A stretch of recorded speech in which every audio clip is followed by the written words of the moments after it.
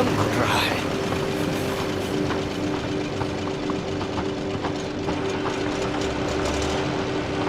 चलो।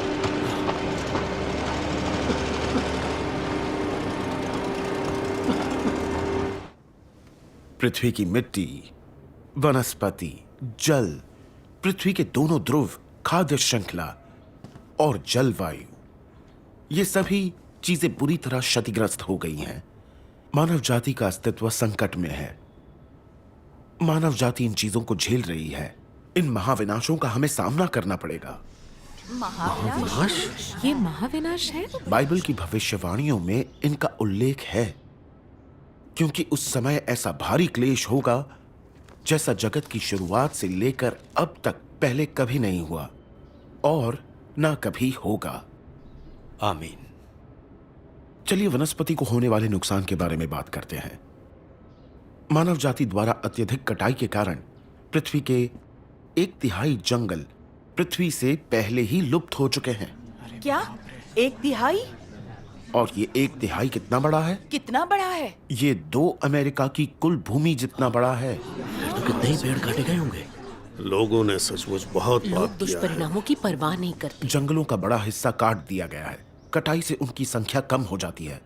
वन क्षेत्र छोटा हो गया है और मौसम अधिक से अधिक शुष्क हो गया है। जब जंगल सूख जाते हैं तो उनमें आग लग जाती है। वे अधिक उग्रता से जलते हैं, जिससे वन क्षेत्र कम हो जाता है। बार बार लगने वाली आग से पेड़ और जंगल कम हो जाते हैं और उनकी कमी से उनमें आग लगने की घटनाएं और बढ़ जाती हैं। ये एक दुष्चक्र बन जाता है ना? स्थिति निराशाजनक है। बाप रे, क्या ये हमारा अंत नहीं है? दक्षिण अमेरिका में विश्व का सबसे बड़ा उष्णकटिबंधीय वर्षावन है। तुम जानते हो ये क्या है? नहीं।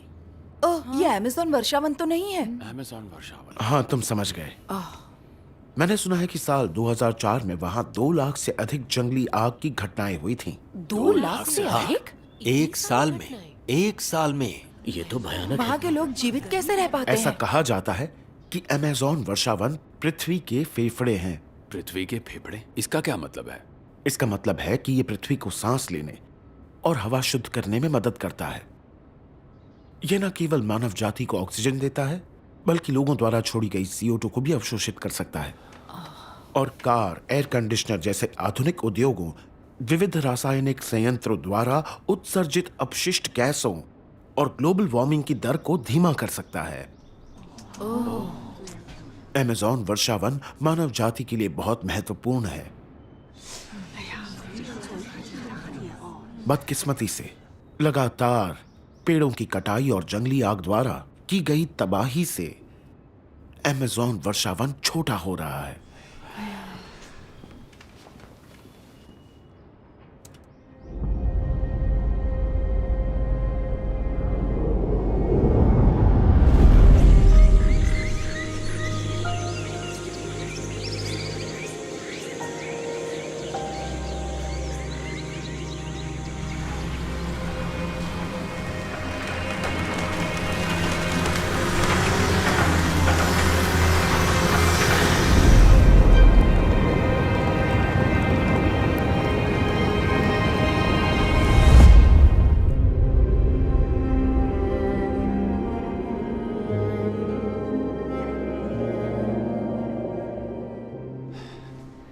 वैज्ञानिकों का अनुमान है कि रास की मौजूदा तेज और चिंताजनक दर को देखते हुए भविष्य में अमेज़न वर्षावन पूरी तरह से खत्म हो सकता है। पूरी तरह से खत्म? ये बहुत गंभीर है। ये तो भयानक है। कुछ हद तक अमेज़न वर्षावन तूफानों और हवा के वेग के प्रभाव को कम कर सकते हैं। वहां की हरी भरी वनस्पतियां बारिश के प्रभाव और हवा की गति को कम कर सकती हैं। तूफानों के कारण मानव जाति को होने वाली तबाही को कम कर सकती हैं। देखा, अकेले अमेज़न वर्षावन का हम पर इतना बड़ा प्रभाव है और इसलिए तुम कल्पना कर सकते हो कि जंगलों के कट जाने से, आग में जलकर नष्ट हो जाने से मानव जाति पर कितना बड़ा प्रभाव पड़ेगा। ये तो सच है। इसलिए मौसम लगातार असामान्य होता जा रहा है और हवा खराब हो रही है। ये सभी घटनाएं मानव इतिहास में अभूतपूर्व और अपरिवर्तनीय है। क्या ये महाविनाश नहीं है? ये महाविनाश ही है। कोई हैरानी नहीं कि गर्मी लगातार बढ़ती जा रही है। ये बिल्कुल सच है। गर्मी दिन ब दिन बढ़ती जा रही है, हर साल बढ़ रही है। पिछले 2 साल ठंडे भी रहे हैं और गर्म भी। इस समय ये साल पिछले से ठंडा है। सही कहा। मौसम अब बहुत अजीब हो गया है। भयंकर गर्मी होती है, फिर भयंकर ठंड भी। क्या इसका संबंध फेफड़े के कैंसर की समस्या से है? बेशक है। वन भूमि घट गई है और घास के मैदान भी ज्यादा नहीं बचे हैं। इसके दुष्परिणाम क्या होंगे? इसका हम पर प्रभाव तो नहीं पड़ेगा ना? सही प्रश्न। इसका असर चरवाहों पर पड़ सकता है या फिर घास के मैदानों में रहने वाले लोगों पर। घास के मैदानों की भूमिका वनों से बिल्कुल कम नहीं है। ये हवा को शुद्ध भी करते हैं, जल संरक्षण करते हैं, हवा को रोकते हैं और रेत को स्थिर रखते हैं। इनके बहुत सारे कार्य हैं। ये मानव जाति के लिए बहुत महत्वपूर्ण है। जरा सोचो, जब घास के मैदान नष्ट हो जाएंगे तो क्या मिट्टी स्थिर रह पाएगी? सही बात है। और फिर भूस्खलन, मिट्टी धंसना और रेतीले तूफान बार बार नहीं होने लगेंगे? ठीक कह रहे हो। इसके बाद ही सूखा पड़ता है और लगातार मौसम का चरम देखने को मिलता है। जब सूखा पड़ता है और जलवायु असामान्य हो जाती है तो लोगों का जीवन संघर्षमय हो जाता है। पौधे और जानवर दोनों प्रभावित होते हैं। जीवित रहना कठिन होता है। हाँ, मैंने देखा है कि अब भेड़ियों की संख्या बहुत कम हो गई है। लोग उन्हें मार रहे हैं और जलवायु बद से बदतर होती जा रही है। बात सिर्फ भेड़ियों की नहीं है, दूसरी प्रजातियों के जानवर भी तो कम हो गए हैं ना। सही कहा है। ये सब चीजें हमारे चारों ओर घट रही हैं। ये चीजें तो हमने व्यक्तिगत रूप से अनुभव की और देखी हैं। 100 साल पहले कभी कभी जंगल में आग लगना, सूखा और भूस्खलन बस सिर्फ प्राकृतिक आपदाएं हुआ करती थी। लेकिन अब जो आपदाएं हम देख रहे हैं वे सामान्य नहीं हैं। इसका क्या मतलब है? ये सब आपदाएं नहीं है? हाँ, क्या अंतर है? जरा सोचो, ये आपदाएं पूरी दुनिया भर में हर जगह हो रही हैं और लगातार होती जा रही हैं, बिल्कुल एक के बाद एक, और उनका पैमाना भी बढ़ता ही जा रहा है। एक दिन एशिया के जंगल में आग लगती है, अगले दिन पता चला कि अमेरिका में भी ऐसा ही हो रहा है। एक दिन उत्तरी अमेरिका में तो अगले दिन दक्षिणी अमेरिका में। एक दिन ऑस्ट्रेलिया में आग लगती है तो अगले दिन कनाडा में। इस आग को बुझाने के लिए यहां तक कि विमान तक भेजे जाते हैं। इन पर काबू पाने में इंसान बेबस नजर आता है। आग जब उनकी सारी संपत्तियों को जला रही होती है तो लोग बस देखते रह जाते हैं। लोग अपने घरों को छोड़ने को मजबूर हो जाते हैं। जब आग लगती है तो महीनों तक जलती रहती है। ये आग देश की सीमाओं के पार दूसरे देशों तक फैल रही है।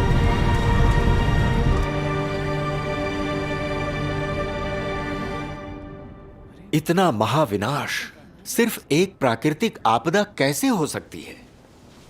ये महाविनाश निरंतर जारी हैं और विश्व भर में फैले हुए हैं। इनके दुष्परिणामों को देखते हुए ये अपरिवर्तनीय और अपूर्णीय है। अब की स्थिति को देखते हुए मानव जाति के लिए यह एक अद्वितीय तबाही लाने वाला महाविनाश है। तबाही लाने वाला महाविनाश?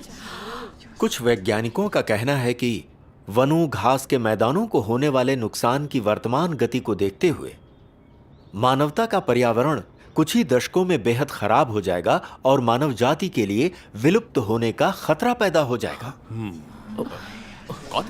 कौन विलुप्त हो जाएगा? विलुप्त होने का खतरा किसे होगा? क्या तुमने उनकी बात नहीं सुनी? तुम ध्यान से नहीं सुन रहे हो।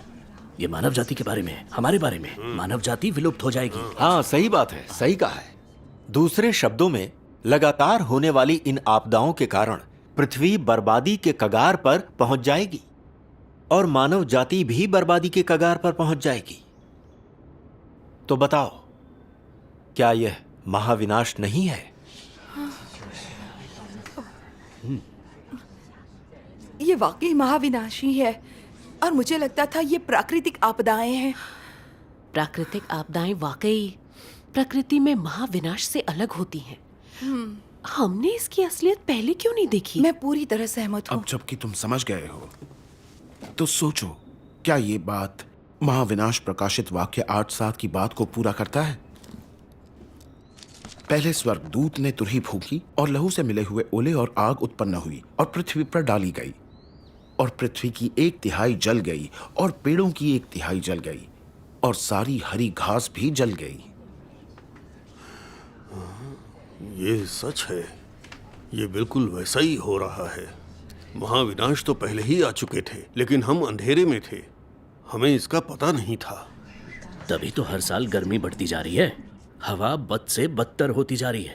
रेतीली हवाएं हमारे लिए उत्तर पश्चिम में और तेज होती जा रही है। जून में कुछ स्थानों पर बर्फबारी हुई है। अगर यही हाल रहा तो इस सूखे का कोई अंत नहीं होगा। हो सकता है हमारे लिए खाने के लाले पड़ जाएं। पहले लगता था कि चीजें बेहतर हो जाएंगी, सोचा ही नहीं कि हालात इतने बुरे होंगे। ये स्थिति अपरिवर्तनीय है, ये वाकई महाविनाश है। इस पर विचार करो, वनस्पति क्षति का यही एक पहलू ये वही बच्चा है। वो सचमुच कष्ट में है। वनस्पति को होने वाली इस क्षति ने हमारे अस्तित्व पर सीधा असर डाला है। भविष्य में मानव जाति के लिए जीवन मुश्किल होता जाएगा।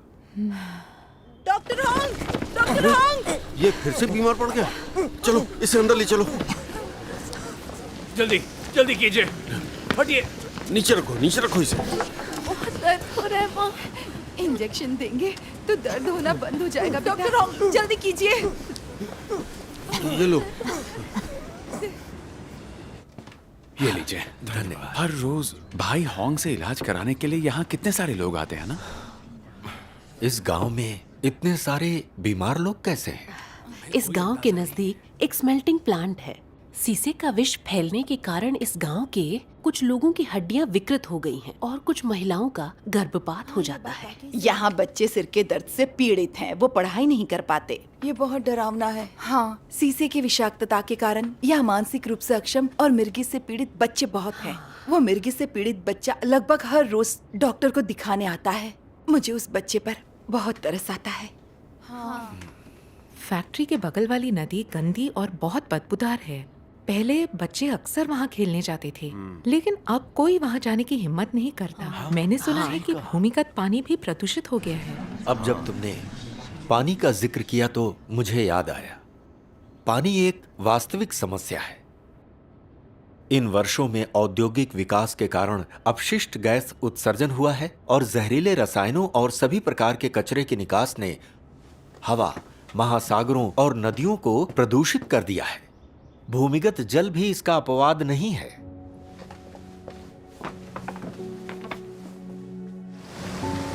समुद्रों और नदियों का पानी लगातार गंदा होता जा रहा है। पानी की सतह पर कूड़ा कचरा तैरता रहता है और उसके नीचे भारी धातुएं रहती हैं। जल में रहने वाले सभी जीव जिंदा रहने के लिए संघर्ष कर रहे हैं। आत्महत्या करने के लिए वे तट पर एकत्र हुए हैं। यह मानव जाति के प्रति उनका विरोध है।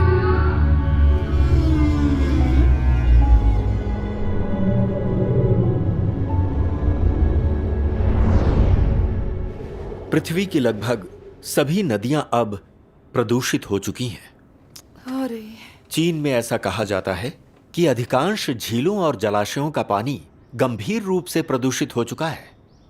तुम अपनी त्वचा को सीधे उस पानी से छुआ तक नहीं सकते। बहुत सारा पानी तो सिंचाई के लिए भी इस्तेमाल नहीं किया जा सकता। सोचो, अगर लोग उस पानी को पिएंगे तो इसके क्या दुष्परिणाम होंगे। चाहे वो ना मरे पर काफी बीमार तो हो ही जाएंगे। बीमारियां फैल गई हैं। राज्य परिषद ने इस वर्ष एक बयान जारी कर कहा कि 2030 तक चीन के जल संसाधन मूल रूप से समाप्त हो जाएंगे। दूसरे शब्दों में कहें तो इस्तेमाल योग्य जल उपलब्ध नहीं होगा। पीने के लिए अभी ही पानी कम है, 2030 की तो बात ही छोड़ो। हम जो पी रहे हैं क्या वो पानी है? ये तो धीमा जहर है। पर हम और पी ही क्या सकते हैं? कुछ नहीं कर सकते। हाँ, क्या कर सकते हैं? प्रकाशित वाक्य 8, 10 से 11 में कहा गया है, तीसरे स्वर्गदूत ने तुरही फूंकी और एक बड़ा तारा जो मशाल के समान जलता था स्वर्ग से टूटा और नदियों की 1/3 पर और पानी के स्रोतों पर आ पड़ा। उस तारे का नाम नागदौना है और 1/3 पानी नागदौना सा कड़वा हो गया और बहुत से मनुष्य उस पानी के कड़वे हो जाने से मर गए। अच्छा, जरा सोचो, इस अंश में कई बातें जल प्रदूषण की वर्तमान स्थिति से मेल नहीं खाती है।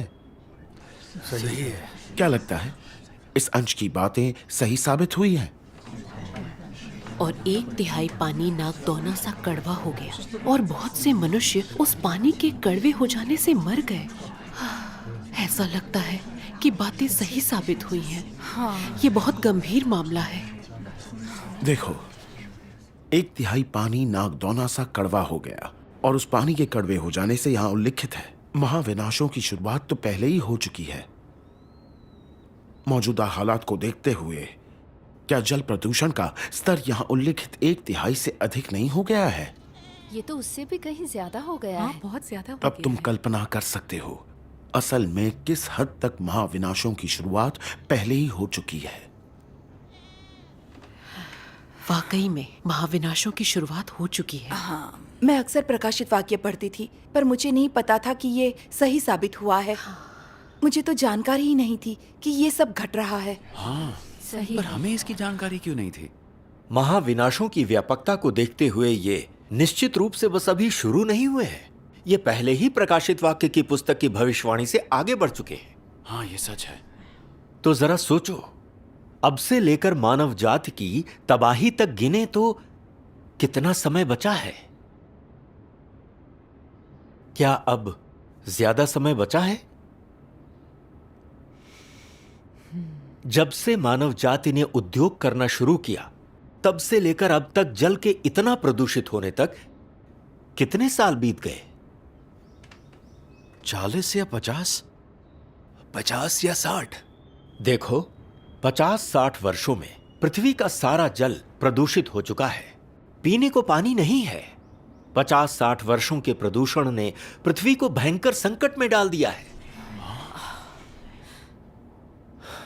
अब तुम ही लोग सोचो, क्या ये पृथ्वी अगले 50-60 वर्षों तक टिकी रह सकती है?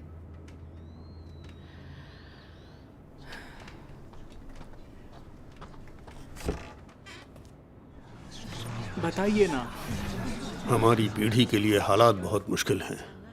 मुझे लगता था भाग्य से हम नए समाज में जन्मे हैं और अच्छा जीवन जी रहे हैं, लेकिन हकीकत यह है कि हमारे पास पीने के लिए साफ पानी नहीं है और बीमारियां हो रही हैं। ये बात सही है। अकेले तुम ये सब नहीं झेल रहे हो। पृथ्वी का सारा जल प्रदूषित हो चुका है। बाकी क्षेत्रों के लोग भी बेहतर स्थिति में नहीं है। हम मनुष्य और सभी समुद्री प्रजातियां एक जैसे हालात से गुजर रहे हैं। वे पानी में नहीं रह सकती हैं, और भले ही हम पानी में नहीं रहते, पर क्या हम कष्ट नहीं झेल रहे? सही बात है। तुम इस गांव में रहते हो और तुम्हें लगता है यहाँ का पानी साफ नहीं है, जिससे अजीब बीमारियां हो रही हैं। पर बाकी जगहों पर भी बहुत से लोग बीमारियों से ग्रस्त हैं। तुमने कैंसर गांव और लुकीमिया गांव के बारे में नहीं सुना क्या? कैंसर गांव भी है क्या? पृथ्वी का सारा जल प्रदूषित हो चुका है और हवा भी प्रदूषित हो गई है। लोग कहते हैं कि यह जल प्रदूषण के लिए खतरे की सीमा है। खतरे की सीमा? स्थिति निराशाजनक है। यानी स्थिति बद से बदतर ही हो सकती है। इसमें सुधार संभव नहीं है। अरे बाप रे। भविष्य में लोगों को तरह तरह की बीमारियों की पीड़ा झेलनी ही पड़ेगी। वे लाइलाज हो जाएंगे। अपने दिन दर्द में ही गुजारेंगे जब तक वे उस यातना से मर ना जाएं। यह वह भविष्य है जिसका सामना मानव जाति को करना है। अभी तो लोगों की बीमारियों का इलाज करके तुम उनका दर्द थोड़ा कम कर सकते हो, लेकिन तुम उनकी समस्याओं को जड़ से खत्म नहीं कर सकते। यह बिल्कुल सच है। मैं जानता हूं, उन्हें कोई नहीं बचा सकता। उसकी चिंता छोड़ो, दूसरों को बचाने से पहले हम खुद की चिंता तो कर लें। सही कहा। हम तो खुद ही जीवित नहीं रह सकते। ये निश्चित रूप से महाविनाश है। ये बताइए, प्रभु की वापसी से उसका आखिर क्या संबंध है? क्या संबंध है? यूहन्ना 16:12-13 में लिखा है कि प्रभु यीशु ने कहा था, मुझे तुमसे और भी बहुत सी बातें कहनी है, परंतु अभी तुम उन्हें सह नहीं सकते। परंतु जब वह अर्थात सत्य का आत्मा आएगा तो तुम्हें सब सत्य का मार्ग बताएगा। यही वह कार्य है जो परमेश्वर महाविनाशों के दौरान कर रहा है। जब सभी महाविनाश समाप्त हो जाएंगे, परमेश्वर विजेताओं का एक समूह बना चुका होगा और फिर वे स्वर्ग के राज्य में उठा लिए जाएंगे। इससे प्रकाशित वाक्य के ये वचन पूरे होते हैं। ये वे हैं जो उस महाक्लेश में से निकल कर आए हैं। इन्होंने अपने अपने वस्त्र मेमने के लहू में धोकर श्वेत किए हैं। भूकंप, भागो! निकलो जल्दी!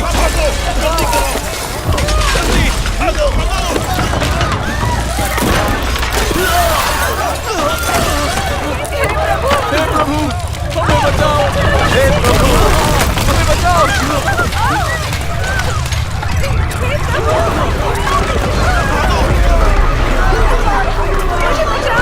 हमें बचाओ! सर्वशक्तिमान परमेश्वर, हमारी रक्षा करो ताकि हम आपदा के दौरान जीवित रह सकें। आमीन। ओह परमेश्वर, हमारा अस्तित्व तुम्हारे हाथों में है। आमीन। हमारी रक्षा और हमारा मार्गदर्शन करो। आमीन। चीनी भूकंप नेटवर्क केंद्र के अनुसार 12 मई 2008 को दोपहर 2:28 चीनी मानक समय पर सिचुआन के वेंचुआन प्रांत में 8 की तीव्रता का भूकंप आया।